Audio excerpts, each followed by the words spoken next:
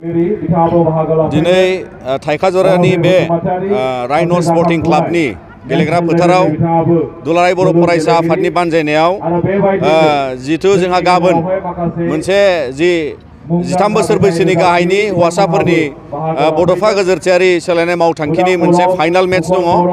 बिनि सिगां दिनै बेवहाय आइजोफोरनि मोननै हानजा चिरां डिस्ट्रिक्ट स्पर्ट्स एसोसिएशननि दैदेननायाव मोनसे आरो क'क्राझारनिफ्राय आभालेन्स क्लाब नाय मोनसे हानजा, बे गासै मोननै हानजाया दिनै बेयाव एक्जिबिशन बा दिन्थिफुंनाय मोनसे मेट्स गेलेदों।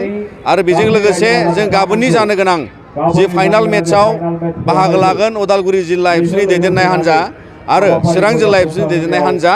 आरो बेनिखायनो दुलाराय बर' फरायसा आफादा दिनै जोङो बे दिन्थिफुंनाय मोनसे आइजोफोरनि जे गेलेनाय बेजों जोङो बेखौ बरायदों। आरो लोगोसेयै बेयाव नायनो फैनाय आरो फुटबलखौ मोजां मोनग्रा गासै जोंनि रायजो राजा नोंथांमोनखौ जों खावलायो जे दिनैहाय दुलाराय बर' फरायसा आफादा बे 13 बोसोर बैसोनि गाबोन फाइनाल जागोन, बिनि थाखाय जोङो गासै आसाम नाङैनो मोनफ्रोमबो डिस्ट्रिक्टजों इन्टार डिस्ट्रिक्ट मोनब्रै जनावहाय जोङो बाटासपुर जन, आरोबाव ओरैहाय कामरुपनि जन, आरो फारसेथिंजाय गलाघाट आरो धेमाजियावहाय जानानै दिनैहाय बेवहाय फोजोबनायनि उनाव बियो बेवहाय दिनै गाबोन फाइनाल गेलेजासिगोन। दा बिनिखायनो बयखौबो मदद होनो थाखाय जों लैहोर लैहोर नायनो फैनायखौ जों खावलायदों। आरो बेजों जोङो इयुन जोलै एबा जोंनि आथिखालनि 13 बोसोर बैसोनि गेलेग्रा बिथांमोन फंबायमोनखौ लानानै इयुनाव आरोबाव बिथांमोना जिहेतु स्टेट लेभेल, नेशनेल लेभेल आरो जि आसाम फुटबल एसोसिएशन आरो इन्डियान फुटबल फेडारेशनजों बानजायजानाय गोबां बिथांमोना लिग मेचेसआव गेलेनो थाखाय साखाफारा जानांगौनि थाखाय बे जोंनि मोनसे थुलुंगानाय आरो बिथांमोनखौ गोजौआव जिहेतु गेलेनायाव जायगा लालांनो थाखाय बे मोनसे जोंनि साखाफारा जानाय।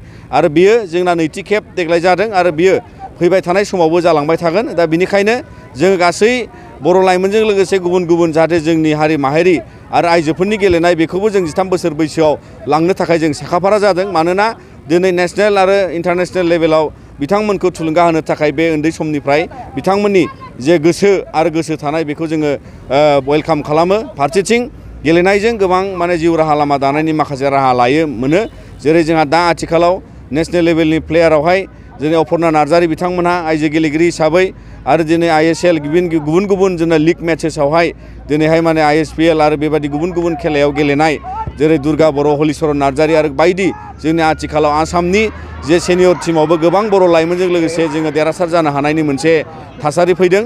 दा बियो जोबोद थुलुंगाथाव आरो जोंनि आथिखालनि लाइमोनफोरखौ गुबुन गुबुन माखासे समाजनि गुबुंले थासारिनिफ्राय रैखा खालामनो आरो बिथांमोनखौ बासायनो थाखाय जोङो बे ड्राग्स जौ जुवानिफ्राय गोजानाव दोननानै बिथांमोनखौ गेलेनाय फोथाराव मुखुब खालामनो हायोबा बे जोंनि थाखाय सुबुं धोन आरो मानसिखौ सासे साखाफारा जानो थाखाय राफोद देहा खालामनो थाखायबो बे जोंनि थाखाय मोनसे मोजां। आरो बिनिखायनो दुलाराय बर' फरायसा आफादा बड'फानि मुङै गेजेरथियारि सोलायनाय मावथांखि बे गेरेमसा हारि माहारि दानांगौनि थाखाय बे बिथांखिखौ जों अरायसम लांगोन।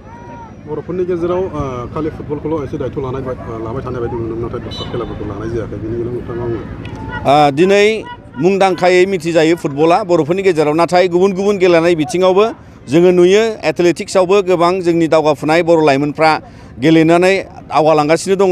आरो दुलाराय बर' फरायसा आफादाबो जोङो भलिबल होयो, एथलेटिक्स होयो, माराथन होयो आरो गुबुन गुबुन जोंनियावहाय दिनै गुबुन गुबुन गेलेनायखौबो जोङो लासै जेरावबो जोङो मोनफ्रोमबो प्लेटफर्माव लाइब्रेरि क्लाब बिदिनो एबसुनि आनसलिक डिस्ट्रिक्ट कमिटि गुबुन गुबुन बिथिङाव जोङो जायगा होनो नाजालांनांगोन। मानोना माखासे गेलेनायखौ दिनैहाय बोरला गावनायनिफ्राय लानानै गुबुन गुबुन जोंनि इन्डिजिनियास खेला बिथांमोनहा बेखौ लानानैबो दिनैहाय जोङो प्रसार खालामनांगौ दङ। दा बिनिखायनो जोंबो मिजिंथियो जाहाथे साबसिननिफ्राय हामसिन गासैबो गेलेनाय बिथिंखौ फुटबलजों लोगोसे जोङो समानै बिमुं होनानै जोङो बेखौ लांनो हागोन।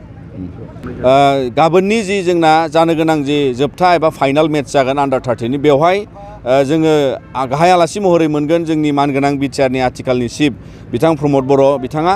आरोबाव बेजों लोगोसे जोंनि गासै दुलाराय बर' फरायसा आफादनि आफादगिरिजों लोगोसे बेवहाय गुबुन गुबुन दैदेनगिरि जोंनिया जेरै आसाम फुटबल एसोसिएशननि गाहाय नेहाथारि डक्टर सांग्रां ब्रह्म आरो बेजों लोगोसे जोंनि गेजेराव गुबुन गुबुन लिंहरजानाय जिहेतु जोंहा दैदेनगिरि बिथांमोनहा बाहागो लानायनि थाखाय बिथांमोना कनसेन्ट हरबाय।